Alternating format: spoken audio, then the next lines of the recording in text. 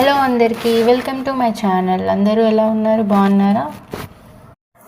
నేను నోములకి మా ఇంటికి వెళ్ళినాను దివాళీకి. అయితే నెక్స్ట్ డే వీకెండ్ వచ్చింది కదా, అయితే మా తమ్ముడు ఇంట్లో ఉంటాడు. వాడి ఇంట్లో ఉంటే ఇంకా ఎటైనా వెళ్ళాలనిపిస్తుంది మాకు. ఇంకా ఫుల్ ఆలోచించుకొని లాస్ట్గా ఎగ్జిబిషన్కి వెళ్దాం అనుకున్నాం. ఎగ్జిబిషన్ అయితే నాకేమంత ఇంట్రెస్ట్ ఉండదు, కానీ పిల్లలు చూస్తారు కదా, వాళ్ళు ఇంతవరకు ఎప్పుడు చూడలేదు. సో వాళ్ళు కొంచెం ఎంజాయ్ చేస్తారు కదా అని తీసుకొని వెళ్ళినాం. యాక్చువల్గా అయితే నేను నోములది వ్లాగ్ చేద్దాం అనుకున్నా, కానీ ఎందుకో నాకు అసలు భయం వేసింది. నోములది మామూలుగా వీడియోస్ చేయకుండానే అసలు ఆ పని ఒడవదు. ఇంకా వీడియో పెట్టుకుంటే అసలే పని కాదని చెప్పేసి నేనేం తీయలేను, అంత రిస్క్ తీసుకోలేను. ఇంకా ఈ పిల్లల వల్ల అసలు ఇంట్లో ఉండబుద్ధి అయితే లేదు, అట్లని బయటికి వెళ్ళబుద్ధి అయితే లేదు. ఇంట్లో ఉంటేనేమో ఒక రకంగా సతాయిస్తారు, బయటికి పోతేనేమో ఇంకొక రకంగా సతాయిస్తారు. మా బాబు ఇంకా మా కోడలు అయితే షిఫ్ట్ల ప్రకారం మమ్మల్ని టార్చర్ చేయాలని డిసైడ్ అవుతారనమాట. ఒకరు సైలెంట్ ఉన్నప్పుడు ఒకరు అరుస్తారు, ఇంకొకరు అరిచినప్పుడు ఒకరు సైలెంట్గా ఉంటారు. ఒకటేసారి ఇద్దరు టార్చర్ చేస్తే మేము భరించలేమని వాళ్ళకు కూడా తెలిసేమో.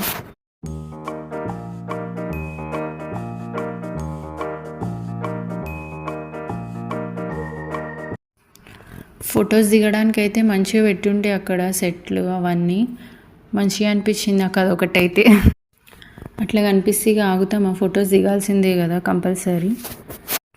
ఫొటోస్ అంటే ఫుల్ పిచ్చి ఉండే నాకు అప్పట్లో, మళ్ళీ మధ్యలో పోయింది. ఈ యూట్యూబ్ వల్ల మళ్ళీ స్టార్ట్ అయింది నాకు ఆ పిచ్చి. మళ్ళీ మా వాళ్ళందరినీ చంపేస్తుంది ఇక.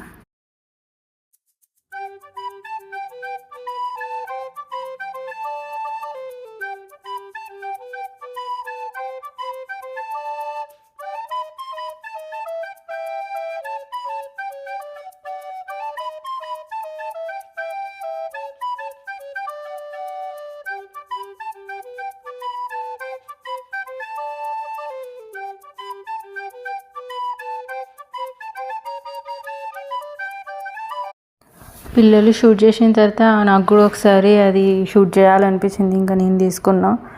మా డాడీ ఇంకా బొమ్మరిల్లు ఫాదర్ అనమాట. మేము చేయాల్సిన పని కూడా ఆయననే చేస్తా అంటాడు. నేను అక్కడ స్టిల్ అదంతా మంచిగా పెట్టలేనంట, ఆయన పెట్టి చూపిస్తా అనేసి చూపిస్తున్నాడు నాకు.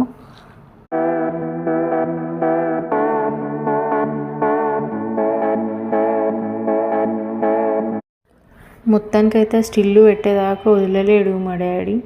ఇక లాస్ట్కి అయితే అట్లా పెట్టి ఒక ఫోటో దిగిన. అనవసరంగా తీసుకున్నారా నాయన అనుకున్నా.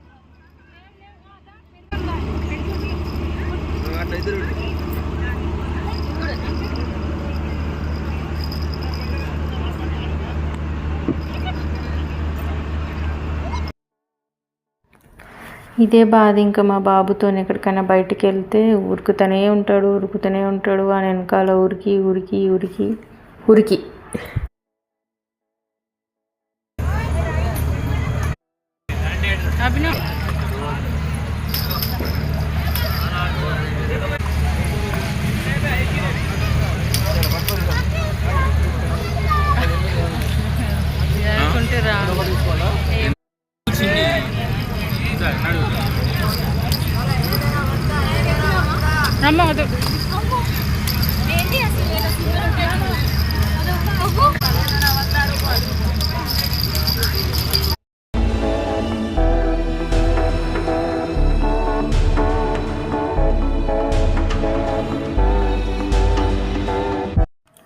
మా పిల్లలు ఎక్కేటట్టు ఇంకా అక్కడ ఏం కనిపించలేదు. మళ్ళీ మేము వేరే వాటిలో ఎక్కినా కూడా వాళ్ళు తట్టుకోలేరు కదా, భయపడతారు అనేసి వేరే ఏం ఎక్కలేదు. ఇంకా లాస్ట్కి అయితే ఒకటి దొరికింది సింపుల్గా ఉండేది.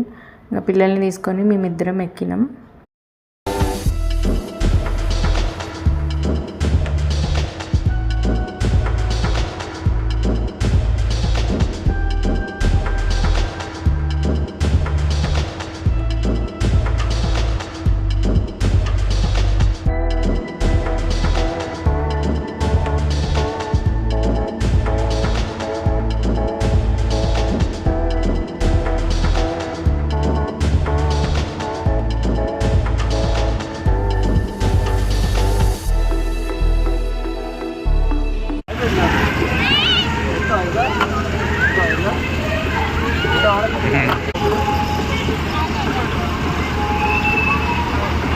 ఎటు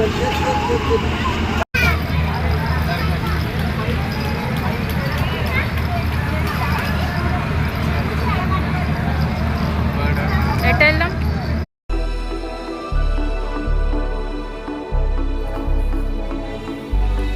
ఇంకా కొన్ని అక్కడక్కడ ప్లేసెస్లో ఆగి ఫొటోస్ దిగుదామనేసి అనుకున్నాం. ఇంకా ఫొటోస్ దిగుతున్నాం. ఇంకా ఈ ఫొటోస్ అయిపోగానే ఇంటికి వెళ్ళిపోదాం అనుకున్నాం. బయట ఎక్కడైనా ఆగి టిఫిన్ చేద్దామనేసి అనుకొని వెళ్ళినాం అన్నమాట. ఇంకా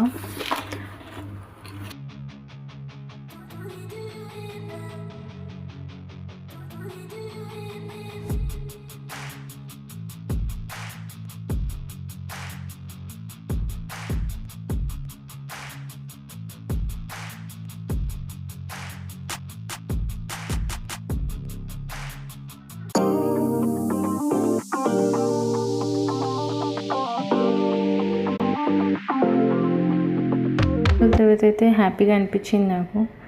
ఇక తెలిసింది కదా, కొంచెం హ్యాపీగా అనిపిస్తే వెంటనే నెక్స్ట్ ఒకటి అవుతుంది కదా మన లైఫ్లో, ఏదో ఒకటి ఎప్పుడు. ఆ రోజు కూడా మాకు అట్లనే అయింది. అంత మంచిగా ఎంజాయ్ చేసి హ్యాపీగా ఉన్నాంరా అనుకున్నాం. ఇంటికి వెళ్దామని ఇంకా కార్ ఎక్కేసరికి కార్ స్టార్ట్ అయితే లేదు. అప్పటికి 11:30 అయింది అనుకుంటా.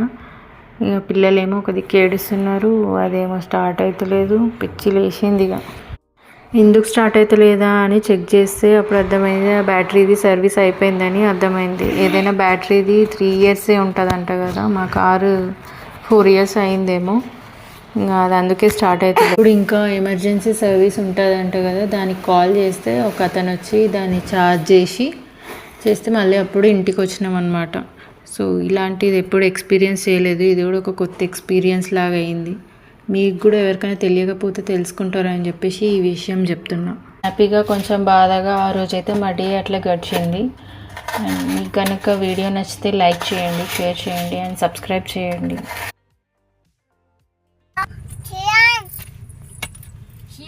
మళ్ళీ వీళ్ళు